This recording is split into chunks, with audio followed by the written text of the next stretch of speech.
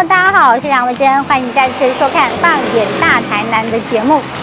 看到没有，鳗鱼这2个字，没有错。今天呢，我就是要带大家来一间鳗鱼专卖店。而这间鳗鱼专卖店它有什么不一样呢？因为它是自己养殖，因为有自己的养殖场，而且自己卖。再来就是它就是属于这种一条龙的一个方式，也就是因为这样子呢，所以它的养殖场的鳗鱼呢是吃这种益生菌啊，也因为吃益生菌嘛，我们知道嘛，如果一般人啊胃肠比较不好啦，或者是体质比较差一点，吃益生菌就可以让你的体质变得好一点。所以他们的鳗鱼吃了益生菌之后呢，今天哇，这个卡多味，而且肉是比较厚的。再来就是吃起来的口感是比较 Q 弹、比较扎实的。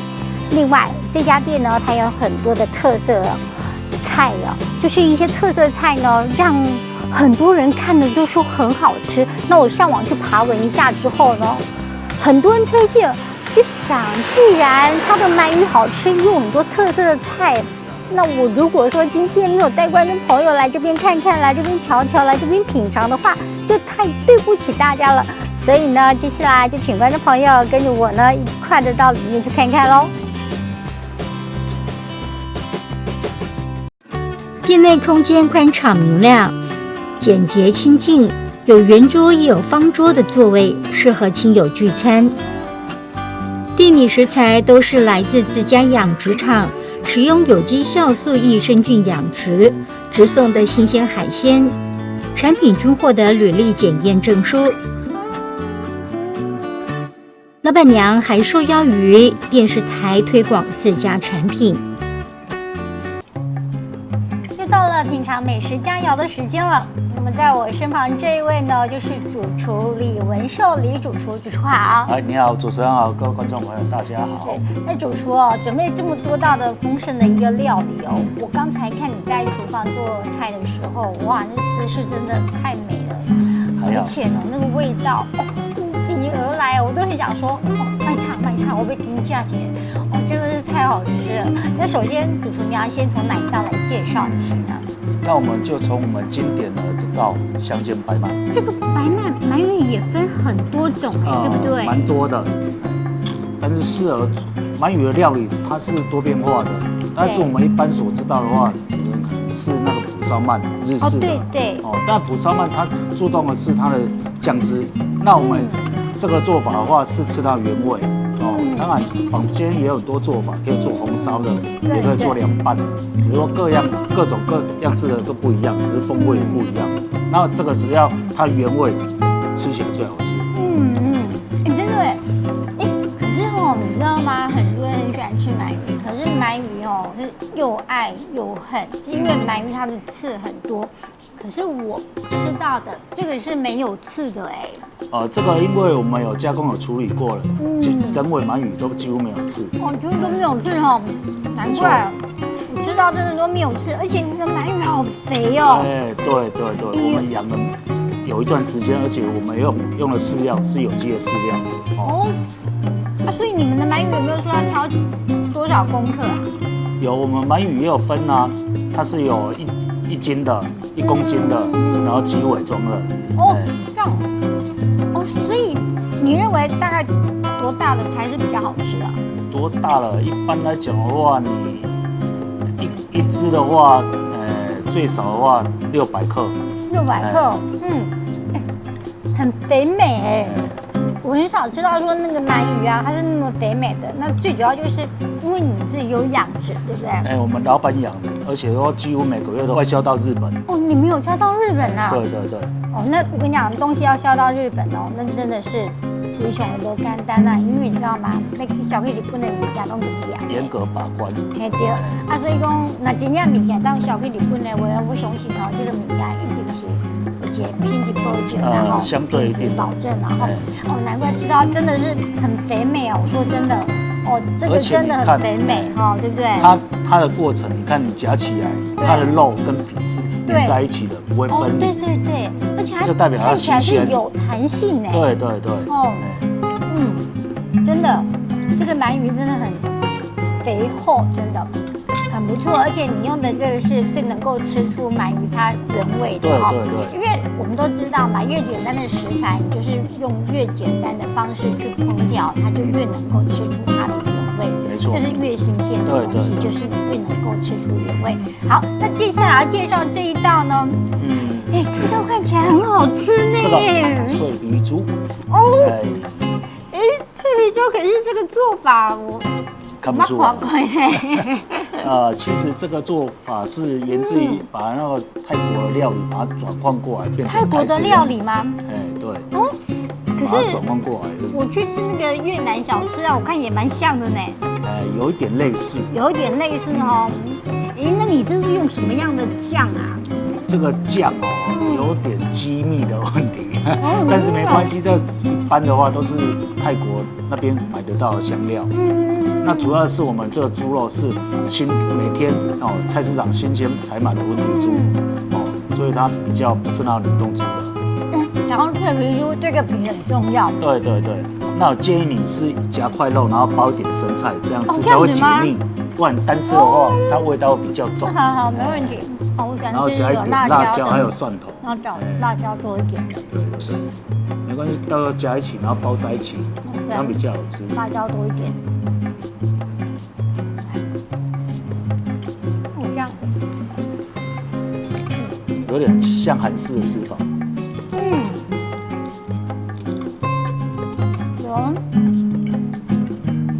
而且很像沙松的吃法。对不对？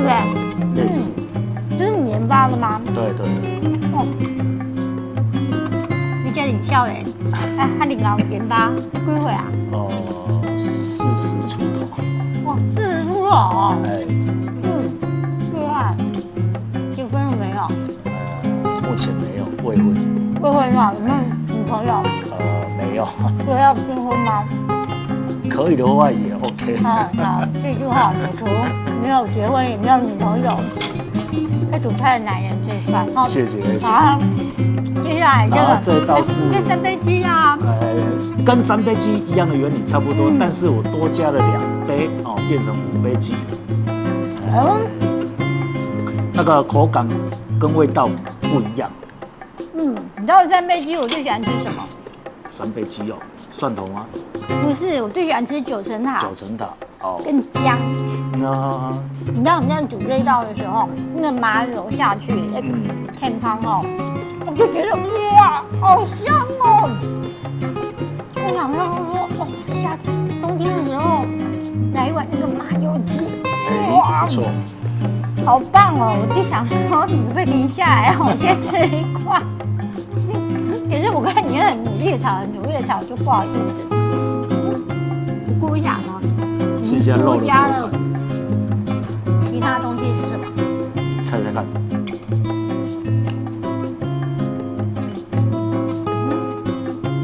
一般的三杯鸡有米酒、酱油，麻油，因为你的酒味比较重。对，酒味比较重，也比较香。所以有加其他的酒，对。说是什么酒？你的秘方，所以也不能讲。也可以这么讲。对，因为有很多厨师，他们都有他们自己的秘方，讲出来之后，把个体，他那就变热好了，对吧？对啊。他这个干货用热体啊，你也免亏一点嘛，对不对？主要是要注重那个火候。要吃起来不会太干有点湿度。有弹性，对，而且它真的不会干啊，就像你说的。它的鸡肉你吃不到骨头。是啊，怎么样？因为我们是用去骨鸡的肉。难怪。原来我讲的骨头，原来是去骨鸡的肉，吃得到鸡皮，但是吃不到骨头。对。好，那接下来这一道呢？这个是比较常见的啦，比较常见的金沙中卷。这个是热炒当中啊，我讲最常见的，大家最常点的，像我就常吃这一道。那这个的话要做得好，只是说它的皮要做的酥，是然后主要还有它的小卷，它要新鲜的。我们这个小卷的话是从澎湖进口过来的。哦，这样子啊。对，所以它的鲜度跟脆度会比较好。你看看，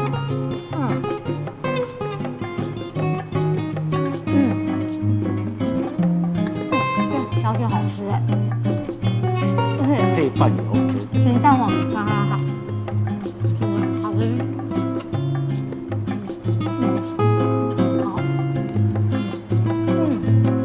不过我真的很喜欢吃金沙中卷。金沙中卷的话，其实很多人做，只是说在于说它的炒出来的东西会不会太油，会腻。因为我喜欢吃金沙中卷，最主要的是因为它有蛋黄。哦，喜欢吃那咸蛋黄。对。所以每次啊，吃那个月饼的时候，或那个蛋黄酥的时候，我都是里面的蛋黄，其他我都不太吃。好吃。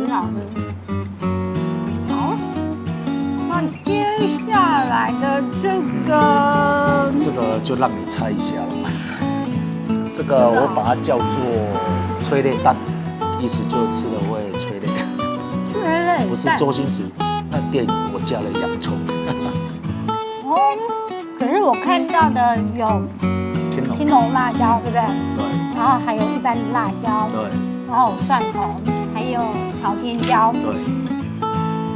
那青龙辣椒它是属于辣椒的一种，但是它是不会辣。对。然后其他的这个蒜头、辣椒、朝天椒，它都是有辣度的。所以你怎么想要研发这道菜？想说做一个不一样的口感。因为这道菜是属于偏辣的，喜欢吃辣的客人的话，点到这道菜就不错。那如果不喜欢吃辣的话，可以要求我们做小辣。那像这道菜你怎么做啊？因为我觉得这个蛋你这个蛋看起来也不太一样。其实就是把它先煎过，然后煎完之后煎到脆度有的话，再把它切，然后再加入特别的酱汁下去拌炒。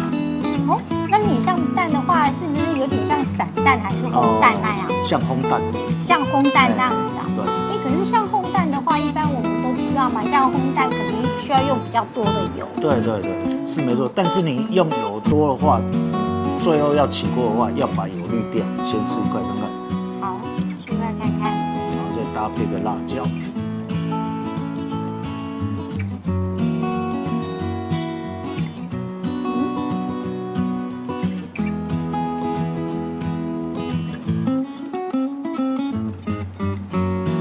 OK 吗？会辣吗？我比较会吃辣。小辣。不有辣，可是真的，你对一些那个不会吃辣的人来讲，它真的确会流鼻水，然后也会掉眼泪，真的就很上瘾。为什么叫催泪蛋？终于懂了，因为会吃辣的人会很喜欢这道菜。我们跟你讲，而且这道菜，如果你放在那个川菜馆里面，应该是会蛮多人接受，然后对不对？对，因为对喜欢吃辣的人来讲，这道菜的接受度是非常高的，而且它配饭之后，那个非常容易入口，可能至少可以吃2碗饭。看个人的食量。我觉得我应该可以吃2碗饭，这个真的很棒，我蛮喜欢这一道的。因为我喜欢吃辣，所以我觉得这道菜非常的好。好，那接下来呢？就这个。这么大。这也是我们老板自己养的，而且吴郭鱼它也是吃鳗鱼的饲料，所以说它肉质吃起来的话也很好，很 Q， 而且又没有土味。又没有土味。对，主要有人不敢吃虱目鱼，是因为不敢吃吴郭鱼，是因为它有土味。但是我们的吴郭鱼没有土味。听说你们的还是用益生菌下去养，是不是？没错。那像你们鳗鱼啊，有外销到日本，那这个有吗？这个有外销到那，像那个美国之类的。哦，有外销到美国啊，所以你们的鱼都有外销到国外。对，有外销到国外。那真的很不简单哎。那像这是糖醋鱼嘛？对，糖醋鱼。那糖醋鱼首重的就是它的酱料。对。还有就是鱼的种类。鱼可以用很多种鱼下去做烹调没关系，但是主要它的酱料是就番茄酱、醋、糖、啤酒的比例而已。对，那有没有说像一般来讲的话，像这种糖醋鱼，有没有说它的酸度或甜度是要怎么样的一个比例，或者是说会因人而异？因为有的比较喜欢吃甜嘛，你知道南部人更爱加丁。但是北部人就特别爱加丁，所以你们会不会因为这样子去做调整？会。我们一般以正常来讲的话，我们在教各位婆婆妈妈煮的话，我们跟他们讲的话是1:1，都是1:1。然后我们南部这边的话，如果比较喜欢吃甜的话，糖我们再多加一点点。是。所以说比较不会那么酸。哦，这样子。像你这鱼啊，你按哪处理呀？这个当然我们老板那边处理完之后，就会真空包装，然后拿来我们公司，然后到时候我们把它这个鳞再把它稍微清一下，然后划刀，然后下油锅炸，然后炸完之后再淋上它的寿司。可是我看你下油锅炸之前呢，你应该有先裹上什么粉，对不对？有地瓜粉。抹上地瓜粉。对。抹上地瓜粉是让它脆脆的吗？对，吃起来的话皮有点脆脆的，跟肉。可是你怎么想说，那个调是要这样调法呢？是书上有规定吗？还是师傅教的？其实这个的话是在于师傅本身的话，他的所调出来的味道是每个人可能都不一样，每个师傅可能做法都不一样。这无锅鱼叫鲷鱼啊？对，叫鲷鱼。真的很大很大一只哎。我们老板他们养的话，基本上大小不一定。今天可能进来的话是这么大，那明天的话我可能会是稍微小一点，因为抓的时候他们不一定都大小。所以也是看鱼苗就对了。对。真的这个很不简单哎。很少看到说鲷鱼这么大只的。我们还有更大的。我们还有更大的。还有。这已经是我第一次看过最大的鲷鱼了。我到目前为止上桌看过的鲷鱼最大的就是这一只。是的。那改天如果过来的话，我们还有更大只。真的哦。好，我更大只的时候你再告诉我。好。那么接下来的，剩下这个汤。这个汤那种煲汤呢，看起来好像不太起眼，对不对？我看到红色的，冇看到枸杞。这个介绍一下，这个叫做黑蒜头鸡汤。黑蒜头。黑蒜头。一般黑蒜头，黑蒜头是经过发酵的呢。对啊，要10几天的发酵啊。你是怎么让它发酵啊？那个。坊间也有在卖现成的，也可以自己做的。自己做的话就要用电锅，然后电锅把蒜头放下去，足让它蒸了18天。是。那像这样子，我们来看一下你干嘛？你先告诉我它的口感是怎样？它的口感主要它的鸡肉的口感，谢谢。好，太软。主要的话，我们选用的鸡肉都是一样，不是那个肉鸡，都是放山土鸡。土鸡腿不是鸡肉，是鸡腿。土鸡腿对。那一定很有弹性啊。试试看。对，而且你们的那个红枣特别大颗。大陆那边进来的。可以想象，那是新疆那边的。对。先喝口汤看看。对，要喝这个汤。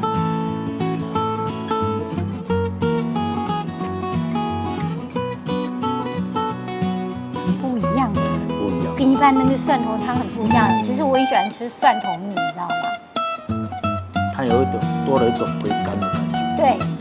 而且蒜头味道又没有那么重。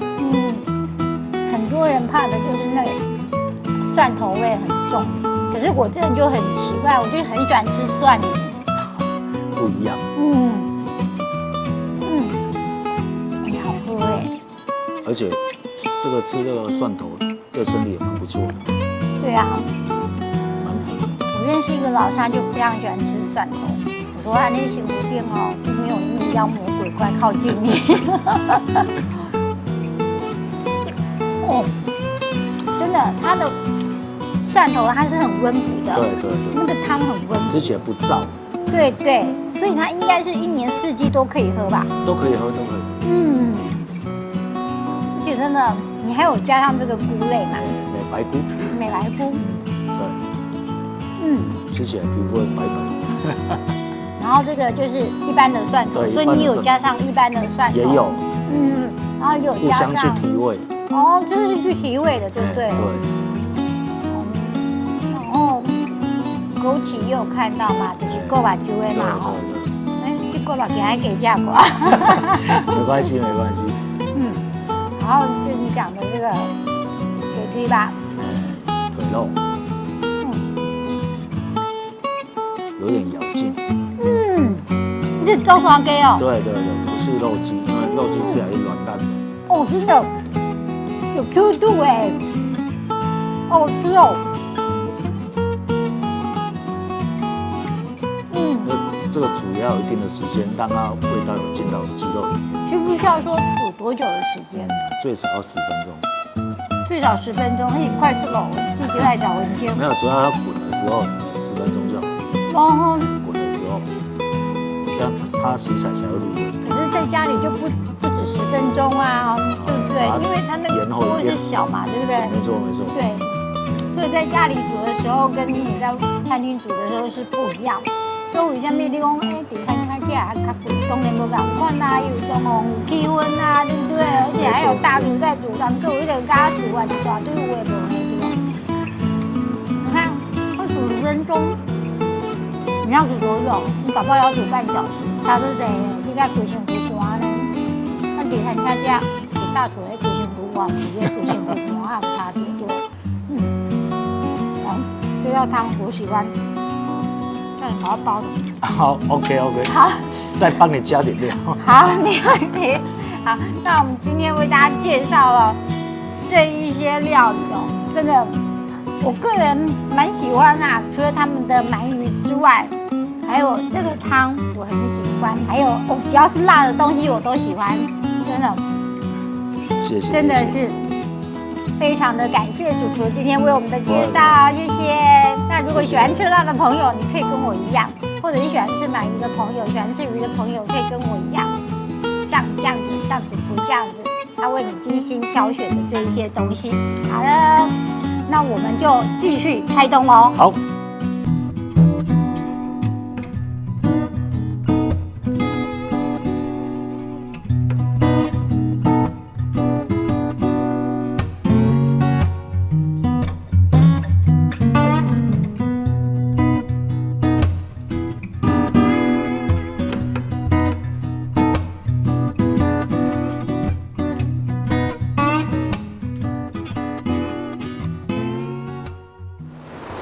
今天来到这一间鳗鱼专卖店哦，哇，伊的鳗鱼真正是我看过吼，有史以来上盖高，而且伊的肉就非常的 Q 啊，个这大只。上个重要是一个外销去日本哦，你知道外销到日本东西呢都是非常严格把关的。但由这一点我们就可以知道啊，这家店的它的鳗鱼是真的非常的好，才能够外销到日本。主要讲伊鳗鱼啊，非常的出名以外呢，另外就是讲伊内底有真侪这个秋肉菜，也就是所谓的功夫菜。这功夫菜呢，都是伊的主厨吼，应该是精心自己独自去研发出来的。所以你当看到就是讲伊的菜是和外口一般你所看的是完全都无啥共款的。这样看当然迄个口感和你的感觉也是无共款的，因为毕竟你嘛看过嘛，所以他还有把那种所谓的脆皮猪啊。像一般比较这种属于台式的做法，它就把它改成像粤式啦，或者是泰式的这样一个做法，所以它吃起来的口感是特别的清爽，特别的不一样。